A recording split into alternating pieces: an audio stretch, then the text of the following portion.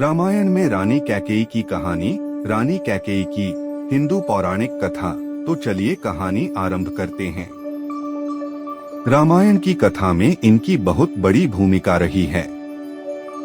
ऐसा कहा जा सकता है कि यदि रानी कैकेयी ने भगवान श्री राम को वनवास न भेजा होता तो इस कहानी का कोई अस्तित्व ही न होता। इसलिए रामायण की कहानी की ये अहम हिस्सा रही है। रानी कैकेयी बचपन से ही बहुत बहादुर और होशियार रही हैं। रानी कैकेयी बहुत ही खूबसूरत थी एवं ये सौंदर्य की धनी होने के साथ साथ युद्ध कौशल की भी धनी थी, जिससे अयोध्या के राजा दशरथ उनसे बहुत प्रभावित हुए। फिर राजा दशरथ और रानी कैकेयी की शादी हो गई। वे राजा दशरथ की दूसरी पत्नी थी और भरत की मां थी, किंतु वे सबसे अधिक प्रेम राम से किया करती थी। इस कहानी में रानी कैकेयी के चरित्र के बारे में दर्शाया गया है। रानी कैकेयी का जन्म कैकेया राज्य में हुआ। रानी कैकेयी कैकेया नरेश राजा अश्वपति की पुत्री थी। इनके पिता राजा अश्वपति घोड़ों के भगवान थे, इसलिए इन्हें अश्वपति कहा जाता था। रानी कैकेयी का नाम उनके राज्य यानी कैकेया के नाम पर पड़ा। रानी कैकेयी 7 भाइयों की एक लौती बहन थी। कैकेयी बचपन से ही मातृ प्रभाव के बिना रही है। कैकेयी के पिता ने कैकेयी की मां को अपने महल से बाहर कर दिया था, जब उन्हें पता चला कि उसकी मां का स्वभाव सुखी परिवार के लिए अनुकूल नहीं है। इसके अलावा इनके पिता अश्वपति को एक वरदान मिला था कि वे पक्षियों की भाषा समझने में सक्षम है। एक दिन राजा और उनकी रानी अपने महल के उद्यान में टहल रहे थे। तभी राजा ने 2 हंसों के जोड़ों को आपस में बात करते सुना। उनकी बातों से राजा बहुत ही खुश हुए और दिल से हंस पड़े, जिससे उनकी पत्नी की जिज्ञासा बढ़ने लगी। तथ्य यह था कि राजा अश्वपति को अपने जीवन को खोने के बारे में पता चल गया था और वे इसका खुलासा उनके सामने नहीं कर सकते थे। उनकी पत्नी राजा की खुशी का कारण जानने के लिए आतुर थी। जब राजा को यह पता चला कि उनकी पत्नी को उनके जीवन और भलाई की कोई परवाह नहीं है, तो उन्होंने उनको अपने घर से बाहर कर दिया। इसके बाद कैकेयी ने अपनी मां को दोबारा कभी नहीं देखा और फिर कैकेयी की देखभाल उनकी दासी मंथरा ने की। वह दरबार में अपने स्टेटस को आगे बढ़ाने के लिए योजनाएं बनाया करती थी। इस तरह रानी कैकेयी का बचपन और शुरुआती जीवन व्यतीत हुआ। एक बार अयोध्या के राजा दशरथ को कैकेया नरेश अश्वपति ने अपने महल में आमंत्रित किया।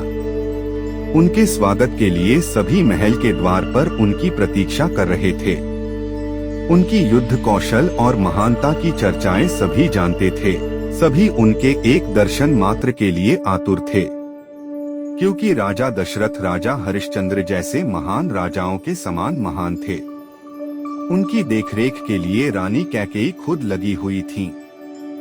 जब राजा दशरथ की नजर रानी कैकेयी पर पड़ी, तब वे उनसे बहुत प्रभावित हुए। उन्होंने उनसे शादी करने की इच्छा जताई, किंतु इनके पिता को इनके शादीशुदा होने के कारण यह मंजूर नहीं था।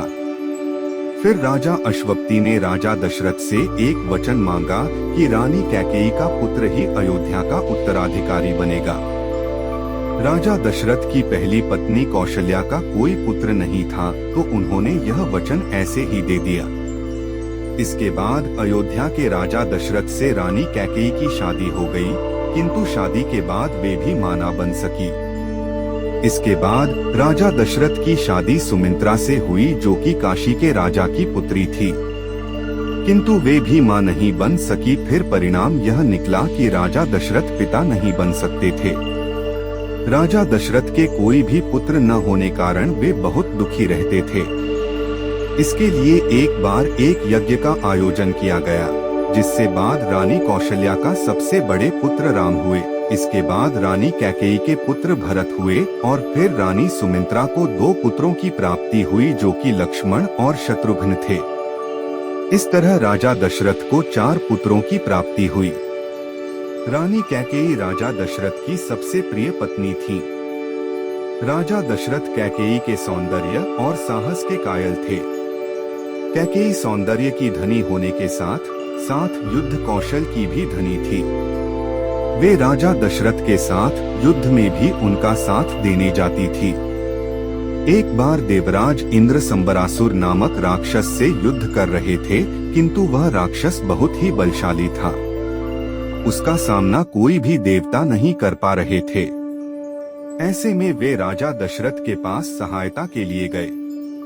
तब राजा ने उन्हें संबरासुर से युद्ध करने के लिए आश्वासन दिया और वे युद्ध के लिए जाने लगे। तभी रानी कैकेयी भी उनके साथ जाने के लिए इच्छा जताने लगी। राजा दशरथ भी रानी कैकेयी को अपने साथ युद्ध में ले गए। युद्ध की शुरुआत हो गई। युद्ध के दौरान एक बाण राजा दशरथ के सारथी को लग गया, जिससे राजा दशरथ थोड़े से डगमगा गए। तब इनके रथ की कमान रानी कैकेयी ने संभाली। वे राजा दशरथ की सारथी बन गई। इसी के चलते उनके रथ का एक पहिया गड्ढे में फंस गया। संबरासुर नामक राक्षस लगातार राजा दशरथ पर वार कर रहा था, जिससे राजा दशरथ बहुत अधिक घायल हो गए। यह देख रानी ने रथ में से उतरकर जल्दी से रथ के पहिए को गड्ढे से बाहर निकाला और खुद ही युद्ध करने लगी। वह राक्षस भी उनके पराक्रम को देखकर भयभीत हो गया और वहां से भाग गया। इस तरह रानी कैकेयी ने राजा दशरथ के प्राणों की रक्षा की। राजा दशरथ भी रानी कैकेयी से बहुत प्रभावित हुए। उन्होंने रानी कैकेयी को अपने 2 मनचाहे वरदान मांगने को कहा। रानी कैकेयी ने राजा दशरथ से कहा कि आपके प्राणों की रक्षा करना यह तो मेरा कर्तव्य है, किंतु राजा ने उन्हें फिर भी वरदान मांगने को कहा।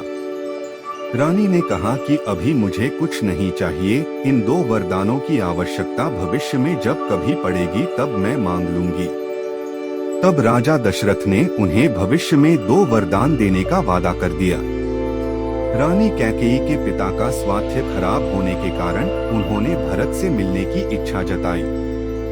रानी कैकेयी के भाई युद्धाजीत ने राजा दशरथ से भरत को कैकेया आने के लिए कहा।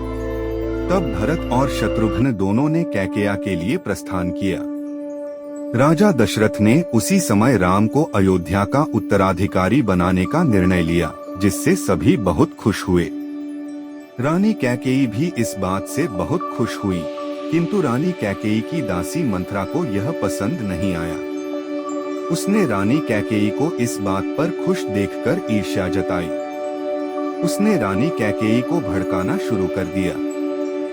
मंथरा ने रानी कैकेयी से कहा कि राजा दशरथ अपने वचन से मुकर रहे हैं। उन्होंने तुम्हारे पिता को यह वचन दिया था कि तुम्हारा पुत्र उनका उत्तराधिकारी बनेगा, फिर वे कौशल्या के पुत्र को राजा कैसे बना सकते हैं। यह सुनकर रानी मंथरा पर बहुत क्रोधित हुई। मंथरा रानी कैकेयी से कहने लगी कि कैकेयी, आप बहुत भोली हैं। आप राजा दशरथ का छल नहीं समझ पा रही हैं। इस तरह मंथरा रानी कैकेयी को भड़काती रही। उसने रानी कैकेयी से राम को वनवास भेजने के लिए कहा। फिर धीरे धीरे रानी कैकेयी मंथरा की बातों में आने लगी। फिर उन्होंने इस विषय पर मंथरा से सलाह ली कि अब उन्हें क्या करना चाहिए। तब मंथरा ने उन्हें राजा दशरथ द्वारा दिए गए 2 वचनों के बारे में कहा। रानी कैकेयी को सब समझ आ गया कि उन्हें क्या करना है। रानी कैकेयी ने अन्न जल सबका त्याग कर दिया और कोप भवन में चली गई। राजा दशरथ राम के राज्याभिषेक के लिए बहुत खुश थे। सारा महल खुशियां मना रहा था। यह खुशी राजा अपनी प्रिय पत्नी कैकेयी से बांटना चाहते थे और वे इसके लिए कैकेयी के कक्ष में जाते हैं।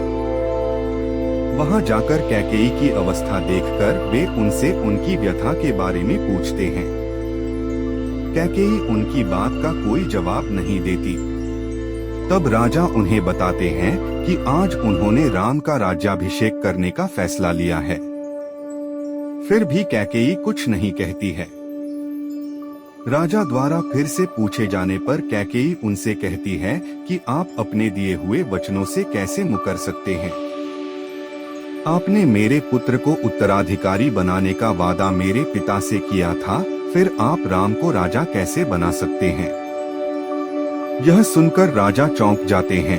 और कैकेयी को बहुत समझाते हैं, किंतु कैकेयी फिर भी नहीं मानती। राजा दशरथ भी अपने फैसले पर अडिग रहते हैं।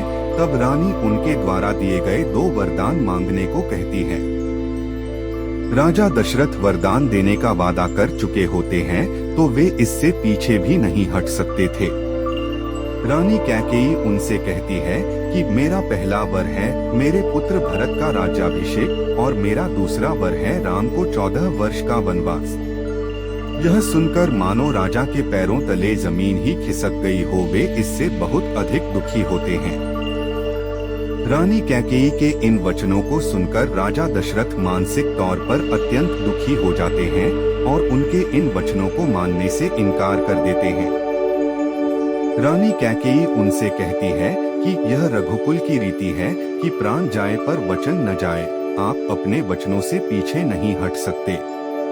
इस तरह राजा दशरथ को उनके द्वारा दिए हुए वचनों का पालन करना ही पड़ा।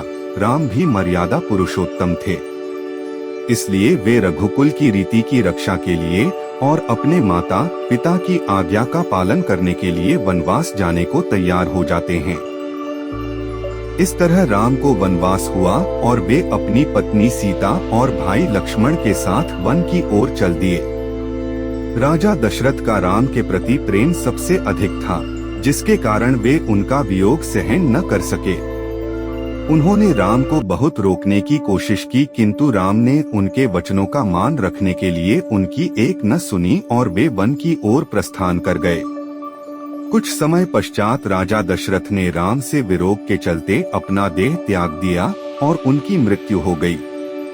इसकी सूचना जब भरत को मिली तब वे रानी कैकेयी पर बहुत अधिक क्रोधित हुए और उन्होंने अपनी माता का त्याग कर दिया। भरत अपनी माता के किए पर बहुत दुखी था, क्योंकि वे राम से बहुत अधिक प्रेम करता था। उसने राम को वापस अयोध्या लाने के लिए अपने मंत्रियों से उन्हें ढूंढने को कहा। रानी कैकेयी अपने पुत्र भरत द्वारा कहे गए कटु वचनों से बहुत आहत हुई और उन्हें अपनी गलती का एहसास हुआ, किंतु भरत ने उन्हें अपनी माता कहलाने से वंचित कर दिया। जब भरत को पता चला कि राम चित्रकूट में है, तब अयोध्या के सभी लोग उन्हें वापस लेने के लिए चित्रकूट की ओर चल दिए। वहां पहुंचकर जब राम को उनके पिता की मृत्यु के बारे में पता चला तो वे बहुत दुखी हुए। रानी कैकेयी अपने किए पर पछताती रही। उन्होंने राम से उनके किए के लिए माफी मांगी और उनसे वापस अयोध्या चलने के लिए कहने लगी, किंतु राम ने अपने पिता के वचनों का पालन करने के लिए उनकी बात न मानी और वे वन में ही भ्रमण करते रहे और सारे अयोध्या वासियों को वापस जाने के लिए कह दिया। भरत ने भी राजगद्दी पर न बैठकर राम के चरण पदुकाओं को सिंहासन पर रखा। इस तरह रानी कैकेयी ने अपने किए का पश्चाताप किया और राम को वनवास भेजने के कारण ही रानी कैकेयी की रामायण की कथा में अहम भूमिका रही।